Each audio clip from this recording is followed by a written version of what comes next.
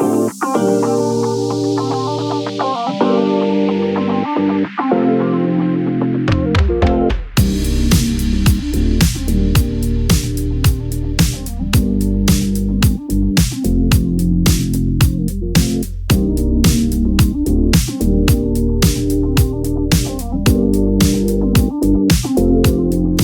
back to another episode of Raise 'Em Up. Here we are in season 4. We're in chapter 7 of this book that we've been walking through, Habits of the Household, Practicing the Story of God in Everyday Family Rhythms.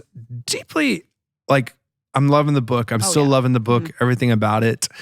Here with me, I've got Uma to my left, next to him, Jay-Ann, and then across from me now, Melanie is back. It's good to have you back with us as we tackle chapter 7 about the rhythm of work. We kind of introduced that for a second. And I don't know, I want to dive it. Work and the theology of work and rest in particular is like a nerd area for me that I love talking about because of Mike Breen and the semicircle, his faith shapes. But for you guys, initial reactions to the chapter. So when I think of work, I have always had, since I graduated from college and got a real job, I've loved my job. So going to work hasn't ever been a painful kind of thing for me. I love to work. Where I get in trouble is I love work so much that sometimes it goes home with me and starts taking over other areas that it shouldn't be in. My name is Lee Hope. I'm a workaholic. I'm working on it. I don't know the other steps that I'm supposed to do. You better not be working on it. But, that's right. Yeah. Yeah. Well, but I hear what you're saying. And that's why I appreciate kind of where Justin takes the chapter is it's more so particularly the word that's coming to my mind is discipleship of work. So teaching your kids a healthy view, Jesus perspective on work and not just letting them figure it out for themselves, So even though I was kind of excited for him to stab at my workaholicism, but he didn't. No. He didn't. It was really just this idea of the habit of work and what does that mean, and particularly in raising up your kids. Yeah. And other reactions to the chapter in general before we dive on in. I really liked that it addresses a bunch of different kinds of work. It talks about what do we do in seasons of unemployment? What do we do when, someone is a stay-at-home parent, somebody who is overworked or underutilized, underemployed. And it just gave a lot of framework for, again, a perspective that's healthy for how to view work, both when you're a kid looking at your family and your parents, but then also as you grow up into an adult. And just having that really good framework of what work is supposed to be versus what it can often become, which is that burden or, can become an identity sucker, things like that. Yes, and I appreciate the word you use, healthy, right? Yeah. So it's kind of the healthy wording, the healthy phrasing, the healthy perspective on all aspects of work. And then to add to it, there's the work that is when you go to your job, but then also the work that you do as a family at home. And he kind of covers all bases in a pretty brief chapter. And that's what I really appreciate about it. And I loved where he started with just talking about how much he loved when his dad invited him to help with work. And it was, I couldn't help but as I was reading, thinking about all those times where my dad did the same thing or when we were doing an activity. And even as I was going, I was thinking about mowing the lawn. Okay, I did not love mowing the lawn, but you better believe I value the fact I was taught how to mow my lawn before I had a lawn on my own, right? It was a skill that I just had that I knew how to do. Same thing and I won't admit how old I was, but my dad later in life taught me how to change the oil in my car, right? And growing up, Dad was always working on the cars, but I was always much more about my entertainment, the TV shows, the video games, the books, the playing, the sports, all these other things where I could have gone out and learned a lot about cars, and I would have deeply appreciated that now in my life. So just the invitation to come into work, both the work done at home, but then also to do the whole go to work with your dad thing, which I remember that too. Yeah. And I remember thinking oh, okay, this is what Dad does. It's not just this mysterious place where he ventures off to and things like that. The same thing's true of my mom. When she worked at a print shop, it was really fun to go and learn about what my mom did. And I appreciate it what Justin pointed out about how it just expands your understanding of, this is being dramatic, the universe, right? But it expands the complexity of life and how every moving piece works together, but also how God gives us a gift called work to benefit those around us. And I thought it was really neat. I thought it was really fascinating. We have a whole section this summer at the youth gathering where we talked about like different vocations and jobs and how they serve the world, and how, I loved that this chapter paid special attention to often overlooked jobs. Jobs that the world might tell us is, oh, I hope you never end up as a garbage man or orange cone guy on the side of the road and things like that. Like, but he's always adding the spiritual and practical dignity of every job, and he takes time to point that out to his kids. Yes. These people that are coming to fix our driveway, this is something I cannot do, and they do it so well, and I'm so thankful for their work.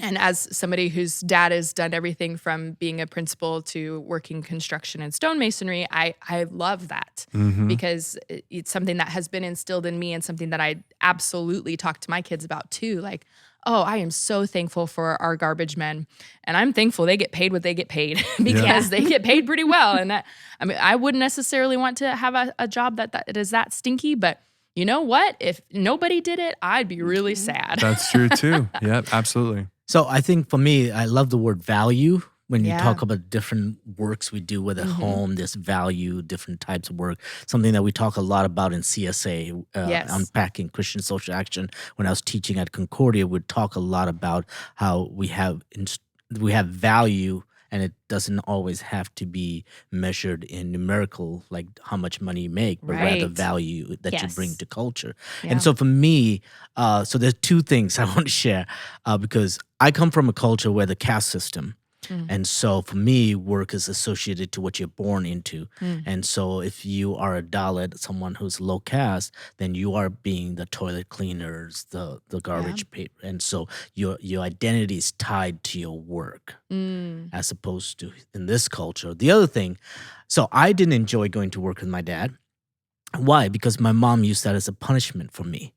So when I was not behaving well at home, she would send me to work with my dad, who was a dentist and saw 50 patients in a period of 4 hours. So I would sit there while he extracted teeth and did all that stuff in a rural hospital in Africa.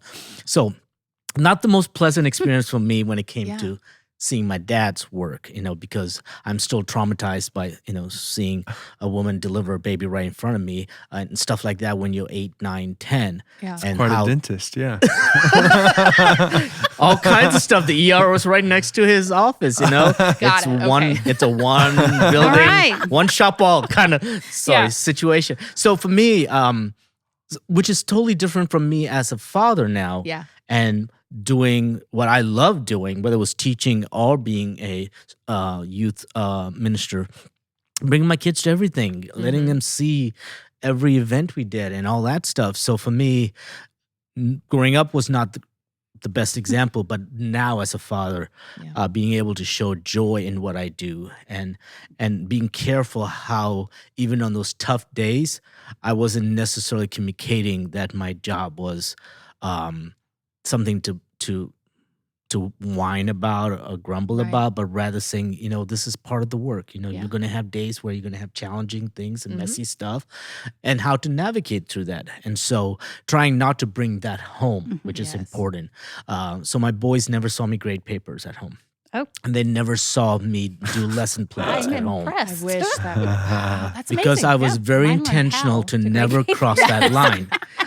So I would go early, 4 or 5 a.m. when they were asleep to get work done at school, but never would I bring it home. Yeah. Because I was very conscious that I wanted them to know that this is my space. Yeah. Yes. Yeah. And so there just a couple of thoughts there. And I think there's a blend, right? And I think that's what I appreciate about Justin, because being a workaholic, like I can appreciate those boundaries and wanting to dedicate time for your kids and things like that. But I appreciate kind of the redeeming perspective that Justin brought to work and even being able to do it in front of your kids as a way of learning and prepping them for what's in front of them. And just again, to start out with the basic theology of work, like that's a fancy word. So what is God's perspective on work? Right. Okay. and it's good, right? It was created before the fall, similar to the last chapter on marriage. That was something created before the fall. Work was created before the fall because it was a way you're made in God's image. And get this, God is a God who goes to work, okay? Yeah, and again, a kid might hear that and be like, I wonder what his job is. No, but like you have him, the work of creation and bringing all things together. You have him continuing to work for and through his people. And so God works, God does things. And I think in this culture, leisure is the idol, okay, is the end all be all. But the truth of the matter is, if all you're doing is, this is at least how I understand it. If all you're doing is relaxing all the time, you actually find yourself driving yourself nuts a little bit. So like particularly when people retire, it is very difficult for them because they now have to find a different purpose, because from work comes meaning. And I appreciate how Justin points that out. And so work is a good thing, but there is like also rest involved. So like that brief little, not in this chapter, but again, Mike Brink points this out. We often think of resting from our work. In other words, work, rest. God says you work from your rest. Yeah. So if you're not rested, then you will never be fully productive and creative and all these other wonderful things that work was created to be.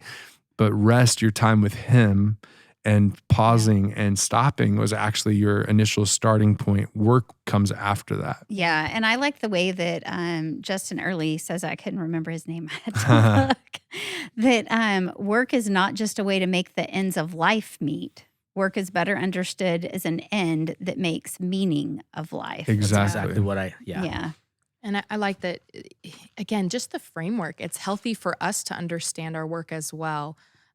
He says, like, the way that you can talk about your job with your kids, and this is something I didn't even know we were already doing, but trying to understand, like, why does daddy have to go to work? Well, in our jobs, we help people.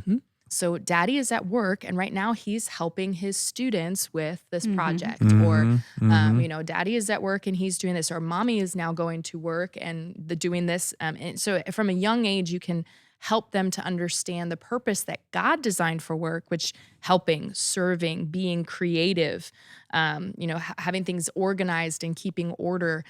Those are beautiful and good and important things. And so even when you're faced with the parts of your job that are not so great, it's a good reminder for you too. Like, yep, God gave me this job to serve people. Exactly. This part's ugly, but it's so valuable, and this is what God designed it for. Right.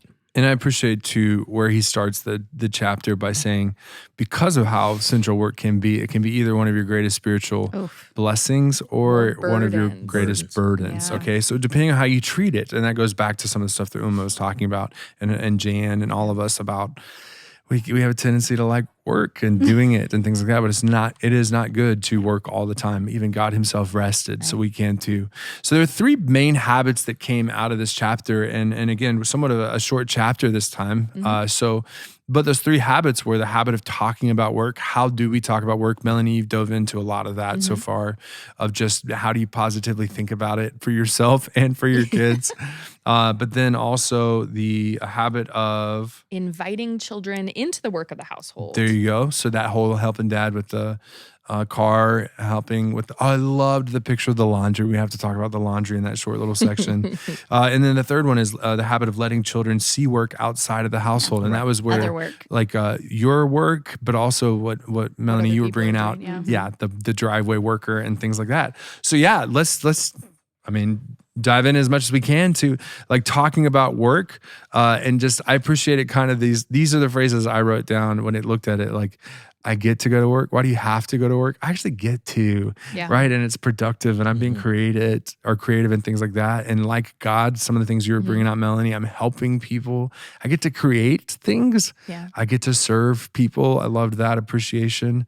And then God creates us to help organize, right? In this world.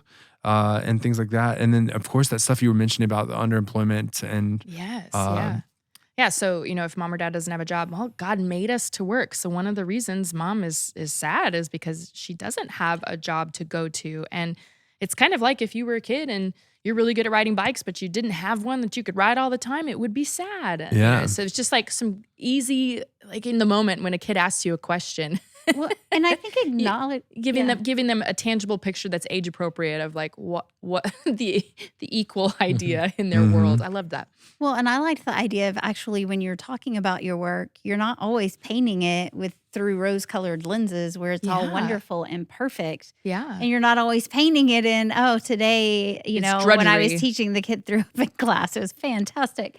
Yeah. I mean, but that work is hard. There are parts that are good. There are parts that are hard. Yeah. But that's what work is. And that's exactly. And then again, the tie-ins, right? I mean, you can go, work is hard, go back to Genesis 3. Yep. Like work was before the fall. Like we're going to be working on the other side of eternity. But there's going to be a fullness of joy to that work. And there's going to be rest on the other side of eternity too, And for kids to see things like, did you know you were doing work when you built that massive Lego structure on the floor? Like you thought it was just fun, but you were actually doing something amazing. You were planning and creating, and that's a beautiful kind of work. And that's, God wants us to take pleasure in the work that we do, that he didn't design work to be a drudgery for us. And I think that's where the value, right, we instill in our young ones as we keep empowering them, using the gifts and talents that God's given to each one of them. Yeah. So that when they are doing something like Legos, you're building on their creative mindset. If they're doing a painting, you're building on the creative mindset. I remember some things I love was imagination, And so I could write books upon books. When I was a kid, I would write all kinds of books because of my parents' willingness to talk about using my gifts of imagination. Fantasy stuff. Exactly. And so I dreamt of all these worlds that I would live to, and my favorite books were reading the books where you can choose which adventure you want. And stuff like your that. Own ending. Yeah. Right? And so I created my own adventures and stuff like that. And I think by doing that, you empower the young kids in your home to view what they do through that lens too, of saying that's value in it. And so when dad goes to work, there's value that he brings to his space. When mom's at home, there's value too, or vice versa, however your home is set up. I know. I like that brings us to the next session. I love it. Oh, but before you jump there too, like I appreciate it for the workaholic, right? When it says like in hard times of overwork, we might say, just like God works and then rests, one of the reasons it's so hard for mom and dad right now is that their job's not letting them rest, and good rest is just as important as good work. So I love just the language that Justin gives us to talk about work from a perspective of God. All right, jump to the next one. The next one. So the little kid says, "Why doesn't mama work?" And dad just about to light him up and then realizes, he's 4, he doesn't know. Mama not work? Are you kidding? And he says, he didn't understand all the work that goes into the household. I'll never forget my mother-in-law said that when my husband was a little kid, he, I don't remember if it was like, what's your favorite thing to do? And he's like, well, mom's favorite thing to do is the laundry because she does it every day. So just that lack of understanding of like why we do what we do. But he had an opportunity to tell and to invite his son into the reality of that there are tons of things to do in the household that make it run and that, help us to be able to be productive and to relax and to, go to school and learn and grow. And so just to give value to that stay-at-home parent or, that single parent that is doing it takes a lot of time. Yeah. It takes a whole lot of time. And I appreciate how he points that out and just that's why it's so good to invite your kids into it. Even though it's going to be messy. Straight up says from the very start, it is going to be messy, but it is totally going to be worth it because of what you're going to be teaching them about work. Again, speaking from my own experience, Michael, they were great at making us do chores. There's 4 of us but I appreciate the habits here because you start looking at it again. I know how to sweep my floor. I know how to mop I know how to do my laundry. I had to do my laundry by the time I was like 9 or 10. And things. I knew how to cook my own meals. I knew how to wash dishes. I knew how to do all these things. Because you see, some people get all the way to college or beyond, and I won't tell you at what level I had this. I had a roommate who only knew how to make sandwiches. Can't fry an egg. Can't do other things. Just knew how to make sandwiches. Had no idea how to cook, and so we had to work on that. Yep. And I think one of the beauties of as we instill some of these values of work ethic and some of these things, and I know that's something that with the boys it's hard because my wife has a specific way of putting the dishes in the dishwasher. And there's practicality and logic and everything. She's like, that's the only way it's going to get washed. And then seeing your sons do it and you're like, your eye starts twitching. but just stepping away and saying, he's doing it. Walk away. Yeah. It's okay. Oh, I looked at the lawn that my son mowed and I'm like, oh man, if I did that, I would definitely taken care of that and that and that. But no, he did it. It's all great. Well, at the same time, right? Yeah. You have the opportunity, right? Yeah. Oh, look, you chose to load the dishwasher this way, and this one didn't get cleaned. So now you need to take it out and hand wash it. Yeah. And the same thing, like, all right, you chose to cut the lawn that way. Now you need to go and take care of that, however you want to choose to do that. Right? You made your choices, you made your decisions, and now you get to keep going unless you want to learn how to do it right the first time. Yeah. We were just talking about this in Young Moms Bible Study that you know, like we want to invite our kids into the work. You know, we want to be the moms that bake with our kids, but we also would like to not want to scream in the middle of it, you know, while they are making a mess and touching everything, and the sprinkles are all over the floor. And but the beauty is that it gets better. Yeah. Like if you buckle up and you know it's going to be messy and it's going to be done wrong the first few times, and you know it's going to take, I love how he says, like, it took 6 times as long as I could have done it by myself, you know, but when you invite them into it and you teach them, it's amazing how quickly they can pick it up, how much joy they have and how much pride they have in helping you. And then before you know it, you're like, whoa. I have a 7-year-old that can safely handle a cooking knife and can cut vegetables for me. Whoa. You know, or I have a kid who makes his own lunch and, you know, puts his dishes in the dishwasher by himself. How many minutes does that save me? You know, even though it took me 20 minutes over the course of a week to teach him how to do it the right way, you know, like the payoff is huge. And to I love that. Justin's point at the end of the chapter, right? Change your goals. Yeah. If your goal is for it to be perfect and exactly right, then that's going to be frustrating and you're going to be yelling. If it's going to be to develop these kids and to get that payoff that you're talking about, then this could be a really beautiful thing. And he lists lots of really good benefits. Absolutely. Taking the time to do that, from suffering through the sprinkles on the floor and the dishwasher not loaded right, and the, you know. And if you can just set yourself up to know that's how it's going to go, you know, and do a baby step. I love baby steps concept, like we've been talking about. Baby step. Okay, we're going to do muffins, pre-mixed muffins. And they're just add the milk and stir it. We can do it. And, you know, Kool-Aid, that's what I grew up on. Whatever it is, like. And we're going to teach them how to stir, and we're going to be happy with the results, and they're going to eat them because I'm not touching them because I've seen where their fingers have been, you know, or whatever. But I loved this. Veteran mom friend once told Lauren, Justin's wife, if you do it alone, you'll always do it alone. Yeah. And I just thought, I don't want to be a parent, you know, with my teenage kids or my adult kids who never actually gets to enjoy cooking together, or who, you know, doesn't do yard work together, or doesn't get to, you know, like sit on the couch and fold laundry or whatever. Or you could be the expert that my mom was, that taught us so well that now when we get together in our 30s, she doesn't lift a finger, you know? That's fantastic. Sign me up. Right. My sister and I know we're the cooker of all the meals, unless my older brother's there. Like he's a good chef too.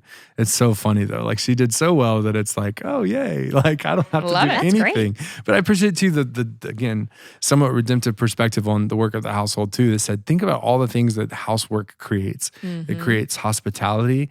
It is a place where health thrives and where community happens too, in conversation. So when we do this work, it is a good thing. And so let's walk through some of these lessons that it does. I have number one, like unique quality time with you, right? Yeah. That's a great opportunity that you can take.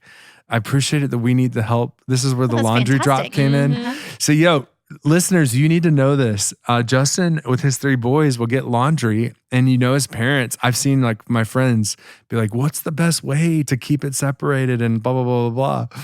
Justin dumps it all on the floor and says, all right, find your clothes. And they sort them because it takes them 3 seconds. Yeah. They know their own clothes. I love it. Yeah. That is so much fun that I was like, I am doing that. I could do it all. I could get the special bag that can be washed and put their clothes in this one. In one and bag. Blah, blah, blah. That was because it's teaching them how to put them away. Yeah. How it's important that this has to be done. It just doesn't matter magically show up on your bed or in your dresser. Although I will say now that my girls are older and they do wash their own clothes, it's kind of nice because Yeah. they Oh, wash their own clothes. Absolutely. Oh, and Yeah. it's at Time to some go point somewhere teach and them how it's to not do it. washed. Yeah. And they come complaining. My Critical. clothes are washed. Yeah. Critical to do that by the time that they're in high middle school, school and yeah. playing Oh, for sports sure. because It's I can tell you gross. PE clothes and all this other stuff. You need to wash it yourself Yes. because otherwise, otherwise parents are going to be washing every single night. And that's a great first opportunity to teach them how to do it. And I think going back to what Melanie shared, also investing this quality time and putting the hard work when they're young bear fruits where I can see now in my own son. And one of my favorite memories, and in fact, the one time we actually, because Ashin's a lot younger than the other two, where we videoed this is him making cookies with his mom. And I'm videoing and him singing a song. There's one little cookie and he kept trying to take it from the cookie tray onto the thing to cool down. And, of course, a few of them fall. Oopsie. Okay, we got to pick that one. And just watching my wife's face just smile during the whole thing as, he kept making mess after mess. But now he's one of those most independent kiddos when it comes to cooking and stuff. Like he knows what he wants to do and he will make his own meal if something I make doesn't fancy him. He's like, I got you, Dad. And so it's kind of cool to see the other side.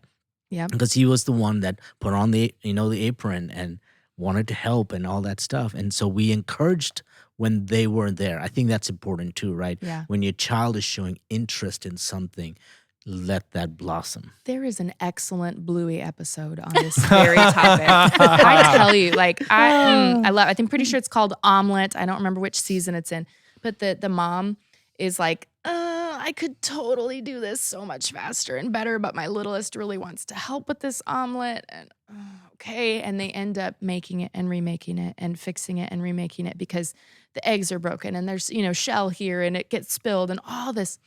But at the end, the mom she's at one point she quits and she's like, I'm going to do it myself. She makes it and she just sees her daughter's face like, I can't do it. I'm not big enough, or whatever, and just kind of dejected. And so the mom throws out the perfectly good omelet and says, you know what?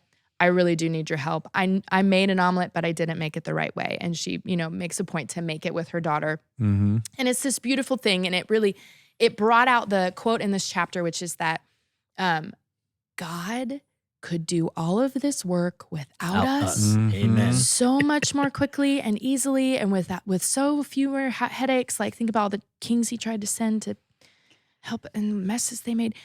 But he loves us and he loves working with us and he takes joy in teaching us how to work well. And that's what we get to give our kids. Mm-hmm. We sacrifice the convenience and the time to invite them into this deep, intimate relationship where we make something together, where we're doing something together so that they can do that on their own. Mm-hmm. And then with others, it's just such a beautiful picture. Bluey can make you cry. That quote here in this chapter almost made me cry. It was the same thing. Like the sacrifice of the time that you could do it yourself is the reward is going to go to your kids. Mm-hmm. Right? The reward is theirs, that they get that time with you. They get to learn from you.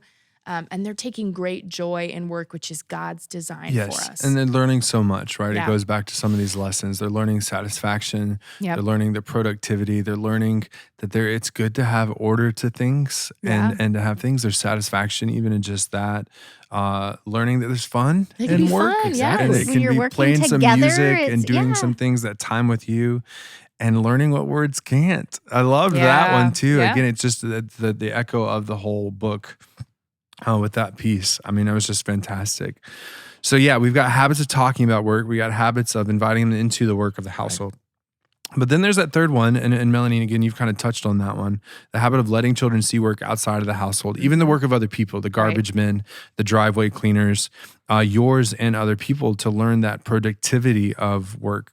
Yeah. To be able to talk about your first jobs, right? And how it's so funny for him to say like, yeah, they think my first jobs are a lot more entertaining than my current one. Oh, you did that? Like, I can imagine, like, you were the ice cream guy. You worked at a movie theater. Like, all these other things. It's just now so he's a lawyer. funny. Yeah, exactly. Yep. That's good. Yeah, and the whole just picture of having those conversations, inviting to see what you do, to see that you help people, that you serve people. I'm wondering, Uma, after reading this, did you at all have a redemptive perspective on all those years of watching Dental Dad? I know, right? I don't know. For me, I think as I continue to parent and realizing that the world that I came from, the world I currently live, are very different. Mm-hmm. And there are things that I've been able to pull away and say, this is stuff like I enjoyed when my dad was home every day at 4. No matter what. Yeah. Those are things. I mean, he came home, he went to work at 8, came home at 10 to have tea with my mom. So I loved that midday spending time with mom, 15 minutes tea, went back to work, came home at noon, had lunch with us, went back to work at 1, came home at 4, and the first thing he did was we would go outside and take care of the yard. And he had a massive yard. He had banana trees, he had a rose garden, he had all these things. And that's where we spent a lot of our time together. Sure. So that's the part I enjoy. So when I think of work, I see that of him. He's a farmer's son. And even though he became a doctor, for him, that was his rest. Sure. Yes, he made me work in that the time, household but that work. was his Yeah, rest. exactly. Yeah. But it was this everything that's being talked about in this chapter. And I was going more so in the redemptive perspective. Like when you initially said this, that your dad would see how many people in an hour? 40 or 50. 40 in an hour. I was sitting there going, this was my redemptive perspective after reading Justin's word here. Man, Uma's dad really helped a lot of people every single day of his life. Oh, absolutely. That's what I was so impressed by. Like that was my redemptive perspective. Was like, but when you're that's 5, so cool. 6, 7, you're Oh, like, yeah. what are you thinking? Just like and horrifying and all these But other here's things. the thing too, because of the way the system was set up, my dad will bring home chickens. He would bring home rice. He would bring home vegetables because the people weren't able to pay them. Sure, yeah. So you saw So that. I even always their saw work that too, as his yeah. income. Yeah, what they Yeah. did. Yeah. Exactly, Yeah. because they appreciated him so much. They would bring sugar cane and all these things. And so for us, it was like we always got something home because dad would bring something home. Yeah. And we're like, okay, what do your patients give you today? Yeah. So that was fun. But again, this picture of inviting your kids to see the broadness of the world around them. Yeah. And just again, that I love it because you look at just the depth of creation and even the science of it and the diversity of creation. But then to see, like, I still remember when one of my buddies from college, who's just a business major, because most dudes at my college were business majors, but to learn what he did with it and the million possibilities to do with that, and particularly when he went into supply chain management, and I went, what's that?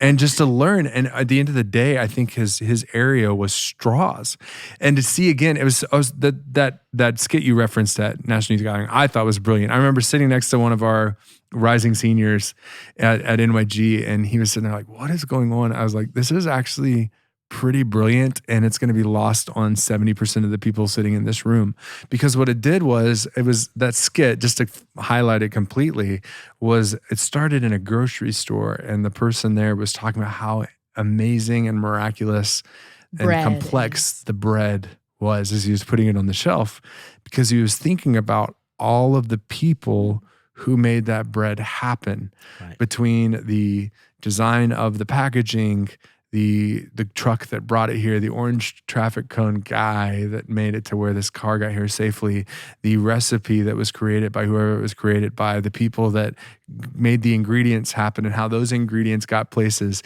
And so it brings me back to my friend who makes straws show up where straws are needed. Hey, if I go to McDonald's or Chick-fil-A and don't have a straw for my drink, I got a problem. It's going to be a problem. Are important. But it becomes that. But that someone has deep to do it, right? That's right. The deep appreciation for the way that God like uses all people to make our daily bread. Just to sit in the moment. Okay, think about all of the people involved in this moment, whether it is the clothes you are wearing, the jewelry you're wearing, the watch on my wrist, the phone in my pocket, the pen. Justin, the author. The book, the complexity that goes in it, the team that makes this happen, the marketing team that promotes it, the reason why. Oh, wait a second. Why are we even holding this book? Because I saw it as an Amazon recommendation. And then imagine all of the different pieces involved in that, the microphones that we're using, the table here, the editing that's going to happen after we record this, the million different pieces, the YouTube channel, the sharing.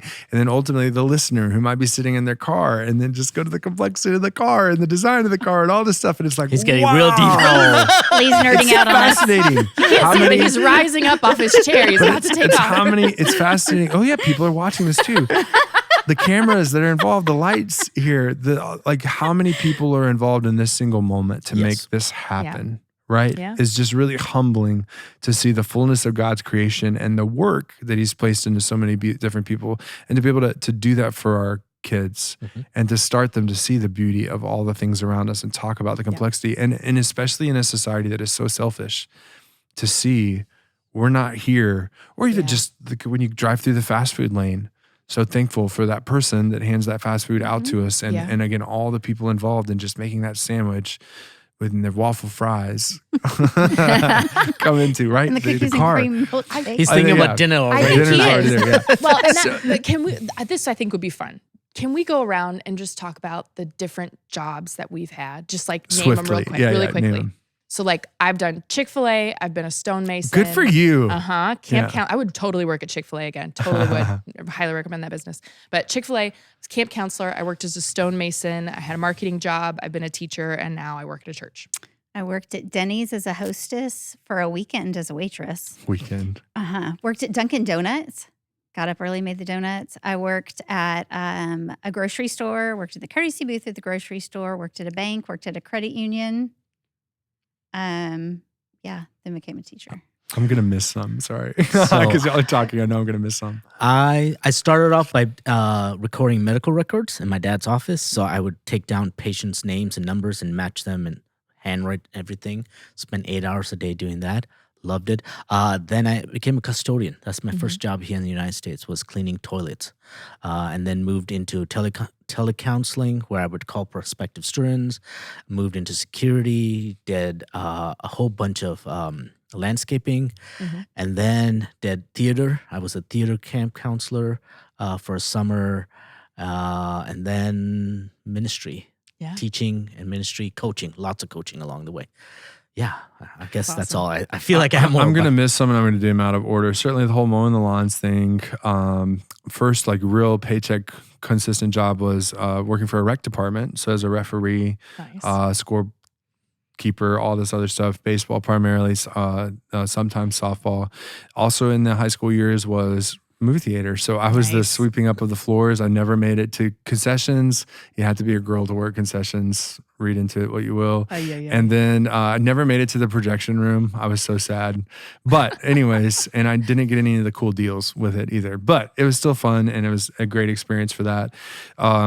Meantime, in the summers, I would take off from those jobs because I would work at a camp. And so camp counselor, counselor assistant, eventually director when I went into seminary. College-wise, I was... the library. I worked in the library, and I know there were some other jobs in college, but those are the ones that come to mind. I was a TA, different things like that. Seminary, I worked food service, so the registers, but also mopping up, cleaning up, things like that. And I know there were other jobs that I probably missed. Coaching is a thing that I've been able to do here. Youth pastor, next in pastor, vicar. Talk to your kids about your job. Talk to your kids. Oh yeah, my daughters know. Just tell them. I mean, if you haven't done that yet, what a fun conversation. See what they ask. I think it'd be just a fun conversation. Absolutely. It's interesting now that my three boys, well, the two older are definitely in the job field in themselves, and even Ashwin, he helps out. Oh, he works. It's interesting to tell them when they come home and want to complain, and I like remind them what some of the stuff I've done at their age. Yeah. They're like, okay, Dad, you don't always have to one-up us. We get it. At the end of the day, win. right? At the end of the day, the heart of this chapter, and invite your kids alongside of you. Yeah. Whether you're talking about it, whether you're doing some household stuff together, or whether you bringing them to work or talking about work and things like this, because work is a gift that we get to pass on to our kids, and especially how we look at it and think about it from that healthy perspective. So with that, we're wrapping up, guys. So join the conversation. As always, feel free to email us at raiseemup@trinityklein.org. You can certainly find us on Facebook at if you search Raise 'em Up Podcast, or just continue the conversation yourself. Say, man, I listened to this great podcast about work. Or, man, these guys tried to talk about work and it was really bad. Let me tell you why. Either way, just keep the Whatever, conversation Yes. going about just this incredible gift that we have in work. Ask your questions of each other. Share the podcast with someone that might want to hear it. And we'll continue next time. With play. With play. There you go. Yay. Work and then play. In Habits of the go Household. hand in hand. Practicing the Story of God in Everyday Life by Justin Earley. We'll see you next time.